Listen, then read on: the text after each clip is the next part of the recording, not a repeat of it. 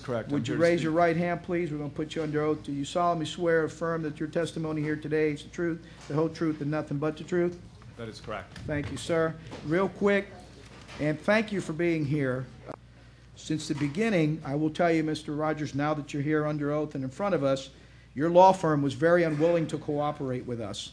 I personally spoke to, not you, but one of your attorneys on one of them. And my question to you is... Can I respond to that? Absolutely, sir.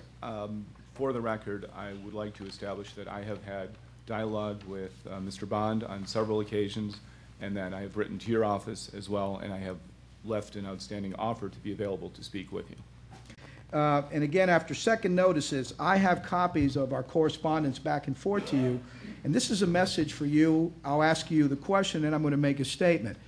Why do you feel that your law firm tried, and we have it in black and white here, every excuse why not to show up at these meetings? Why did they try to find every loophole, every misdirection, and we're not an association, we're a homeowner association? Why did your law firm take that approach instead of working amicably with us? You said you wanted to make a statement thereafter, so I was... Well, I'll make another statement. I just have, let me have Sure. you answer my question. My sir. firm and myself in particular have been available and continue to be available to work with you. We believe there are many issues that require your attention, and we're happy to meet with any of you. However, it works a great hardship on a volunteer board of directors to make themselves available to travel from Fort Lauderdale, as the case is in one instance, or Boca Raton, as the case is in another, to locations that are somewhat distant on a Saturday. These are individuals who volunteer their time for the betterment of their community. They do so without compensation or consideration, and they have indicated a willingness to meet with you and any of the special committee members. However, they find that they are not available all the time, and while we appreciate the fact that this special committee meets on Saturdays to make the opportunity available to the membership at large, it does not necessarily meet the needs or the availability of those volunteers. Questions from the committee? I have a question. Question, Representative Ambler? As the official legal counsel for the association, you've had an opportunity to review the request for documents, and you've obviously had the opportunity to supervise the collection of documents responsive to those requests. So as counsel and consistent with what you do in a litigation capacity of responding to a request for production under Rule 1.350 of the Civil Rules of Procedure, do you feel the documents that you brought with you today that you've represented that have been forwarded to the committee are responsive to the document production requests? And if there are any documents missing, have you identified specifically which ones are not available and the reasons why? Well, let me, if we want to be particular and address it from a legal perspective, there are issues as to the subpoena itself. The subpoena is served on Plaza East Association, Inc., care of Randall K. Roger and Associates, PA. I serve as a registered agent, so the subpoena wasn't served on the custodian of records or the person most knowledgeable. So there's some vagueness in terms of how the document itself was prepared.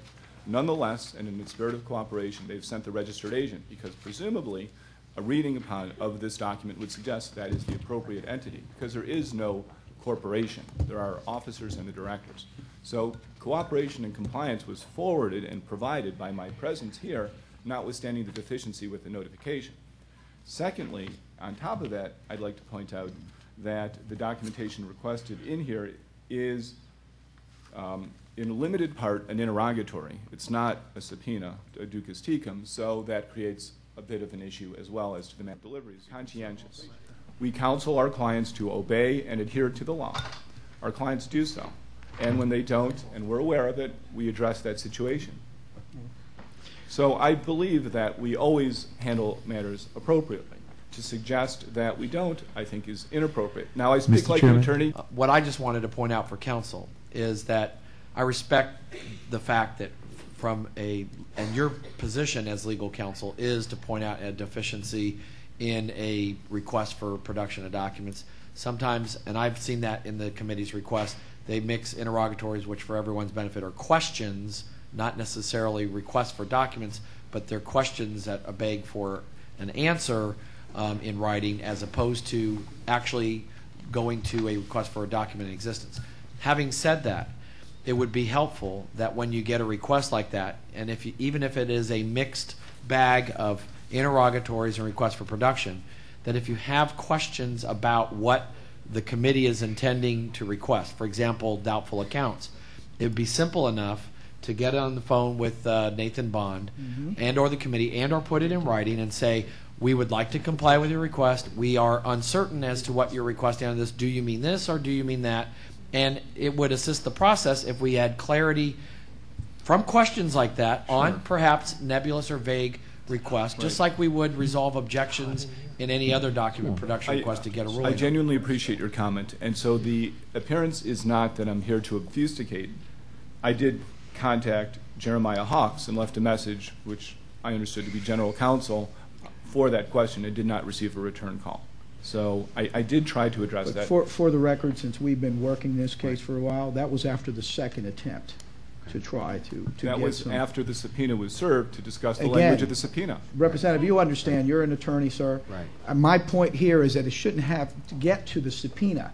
This is a group trying to take in voluntary information. We're asking you, if I were an attorney, sir, I would just, as soon as something came, especially from the state of Florida, this is serious business, I would be on the phone calling my board of directors and the property management company and say, gather up all those documents that for years or for months were not provided and comply with this group. I appreciate how you would approach it, but I have to tell you that in the world of legal practice, you probably wouldn't retain clients very long if you told them what to do. Because an attorney isn't there to tell them what to do, it's there to advise them. And when a client says this or that, and I'm not suggesting they did in this instance, I can only offer advice. I do not make Mr. Roger, have you ever been in front of a committee like this? This is a committee that is set up to withdraw information and to help people when they've had problems. So I think that, give you the benefit of the doubt, we respect what you do as an attorney, but this committee is unlike getting a complaint, which, by the way, attorneys constantly disregard what DBPR tries to do also. But that said and done, this is a committee that's trying to gather information. By the way, we didn't just choose cases at random. We have taken on these cases because for months and at times years, people by certified return receipt mail have requested documents and your clients have refused to turn them over. Well, and that is where we're at. That's why we're here today. Let's talk about that. Please do. First and foremost, I think, from what I understand, you use a basis of number of complaints received over a period of time. Is that correct? That's correct, sir. All right. Do you look to see how many come from a variety of members, or if they're focused on one or two individuals? We sent you guys I am not denying that you sent requests. Well, again, we're asking for appearance. cooperation, sir. Questions? And I am here cooperating. Did you have any follow-up before I go here? was it. Representative Galeros, you have a comment, and Representative Sands, and we've been joined by another member of the committee. Go ahead. I have two comments, Mr. Chairman. First of all, when it comes to documents that pertain to the financial well-being of an association, of which every member puts money in, there should never be a question that no matter who you are, whether you're the best member or you're the biggest troublemaker there is, you have a right to those documents. With production of documents. I don't understand what the problem is. As an association president, any owner of my association has a right to see documents because we're the owners. We're all members of an association, equal owners. As president, I have no more ownership than any other member of that association. Any member has the right. So why is there, in my mind, such a problem in producing documents that everybody has a right to see? There's nothing to hide. There's complete transparency. As owners, we have a right to it. And I know what